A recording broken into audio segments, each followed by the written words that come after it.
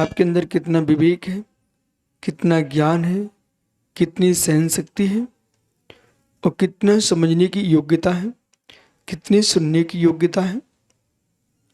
जितना व्यक्ति शांत होगा, समय पे बात करना जानता है, वो विद्वानों का शिरोमणि है। जो व्यक्ति हर समय बिना पूछे भी अपनी बात को, महत्वपूर्ण बात को भी कह रहा है, लोग उसकी कीमत नहीं करते। यही कारण है कि वकील को, जज को मास सलाह के पैसे मिलते। उज्जवल पाटनी से मिल लो, सलाह के पैसे मिलते। क्यों? जो सलाह समय पे देता है उसकी कीमत है।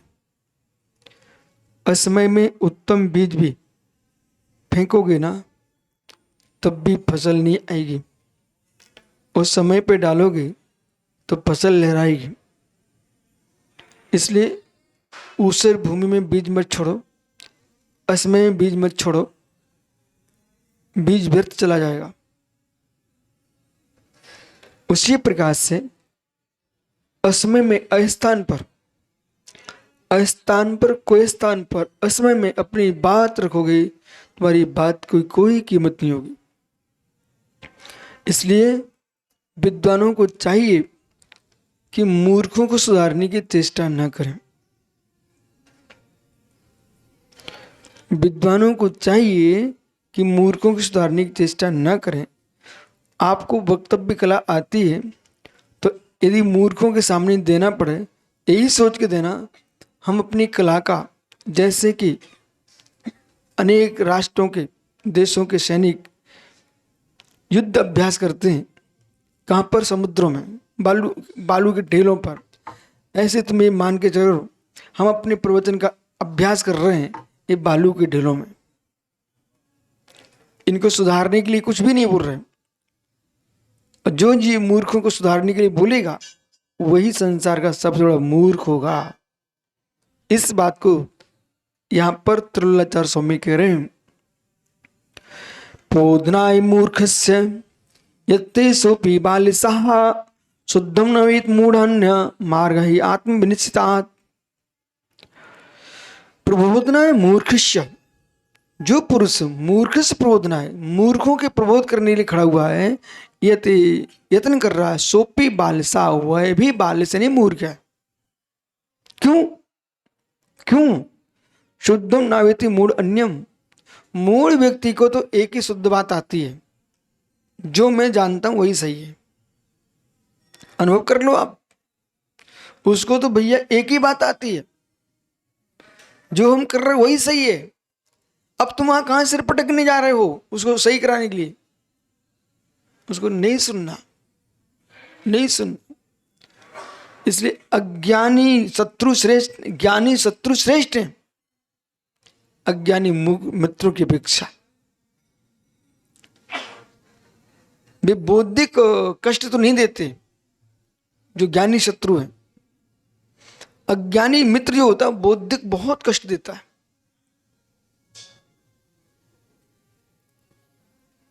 यदि कोई कन्या होशियार है, उसको जड़ बुद्धि फंस गया पति, उसका जीवन बर्बाद है। कोई पुरुष होशियार है और जड़मती फंस गई कन्या, कोई स्त्री उसकी पत्नी बन गई, उसको जीवन भर 100 आंसू टपकाने एक एक आंख में प्रतिदिन। मालूम है क्या हुआ? हंजे से बाबूजी पहुंचे, निमंत्रण दिया पांड्या ने कि भाई आज उज्जवल पाटनी आ रहे हैं, थोड़ा अच्छा बनाना। उसी दिन उसने जला के रख दिया सब कुछ। अब ये सोच रहे थे भैया कि अच्छा बना के आएंगे, मेहमान आए खुश होंगे। जब ला के रखा सब जला रखा था। एक जगह मेरे हार हुए, वो परम भक्ति दिखा रहा, परम भक्ति पड़गान करके ले गया। अब बेचारे के घर में रोटी नहीं थी, जो थी वो कच्ची जली। अब बेचारा इतना शर्म रहा, इतना शर्म रहा, इतना शर्मा रही उसको। दाल में पानी बह रहा था, अब मैं सोच रहा था, अरे हमारा कोई टेंशन नहीं, अपन तो एक दिन के लिए आते हैं, इसे बेचारे का क्या होता होगा। मैं ये सोच रहा था वहां। अब जब आर हो चुका तो मालूम, सिर झुका करके बोले, आर ठीक तो नहीं हुआ, लेकिन हमने, तुम टेंशन मत लो, अपन तो साधु हैं, कभी घीवर गना कभी मुट्ठी बचना चलता रहता है। लेकिन बात ऐसी, भैया तेरा क्या होता होगा। तो भाई जीव को बुद्धिमान दंपति मिले, ये भी उनके पूर्व का पुण्य है। इसी प्रकार से हजारों शिष्य खड़े कर लिए, अब बेचारों की बुद्धि नहीं चलती। तो अब सोचो क्या होगा उनका। गुरुजी दिन भर बेचारे डंडे लेके हाँकते रहे, जैसे गाय बछियां, कछु कछु गाय बछियां भी बहुत समझदार होती, और एक इशारे में उन्हें मालूम है कि इधर नहीं जाना, इधर रहना है, बहुत समझदार होती। पर लोग बेजाति के पशु हैं, परंतु कुछ मनुष्य ऐसे होते हैं, जाति के मनुष्य होते हैं पर स्वभाव के पूरे ही पशु होते हैं। वो यहाँ समझा रहे हैं आचार्य महाराज। इसलिए अपनी बुद्धि का व्यर्थ में व्यय मत करो, मूर्खों को समझाने के लिए स्वयं मूर्ख मत बनो। क्यों? शुद्धम न आवेति मूढ़ो अन्यम, मूढ़ को अन्य कुछ भी समझ में नहीं आता है। मार्ग ही आत्मनिश्चिता, जो हमने निश्चित किया है वो ही सही है। उससे कहना यहां बैठ जाओ, बोले नहीं नहीं, इसका असर क्या पड़ेगा।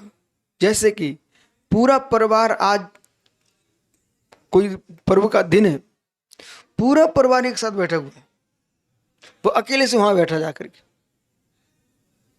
और उसको जाके कहा भैया चलो आप मेहमान आए हैं, बोले नहीं, तो उसमें उसकी पहचान हो जाती है। बस तुम विशेषता दिखा रहे हो लेकिन विशेष नहीं हो, विशेष ही हो, विशेष नहीं हो, विशेष ही हो। मूर्ख को भी विशेष कहा जाता है। किसमें? आपके जो मनोविज्ञान, उसमें बुद्धिमान को सामान्य में रखा गया है, वो अज्ञानी को विशेष में रखा गया है। मनोविज्ञान बोले विशेष है, आप तो चिकित्सक हो ना, तो अलग समझ में आता है कि विशेष कौन सा आदमी है। सबके चेहरे देख के पता चल जाता है इनकी बुद्धि कितनी है। सब आदमी के चेहरे देख के मालूम चल जाता है इनकी बुद्धि कितनी हो सकती है।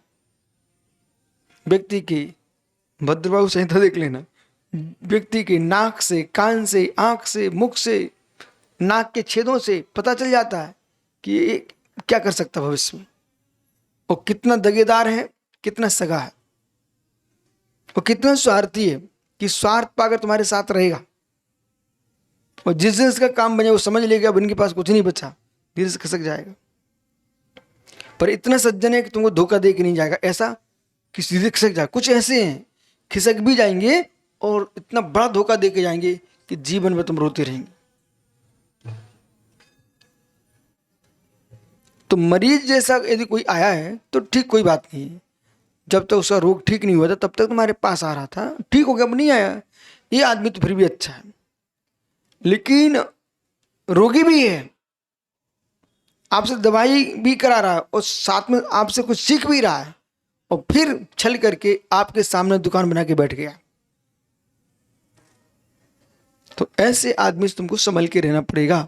इसलिए आचार्य महाराज कह रहे हैं, अपनी विज्ञता को सम्मान दिलाना चाहते हो तो मूर्खों को विज्ञ बनाने की चेष्टा मत करो। नमो रिंता नमस्ता नूर्जन सो साहुरम।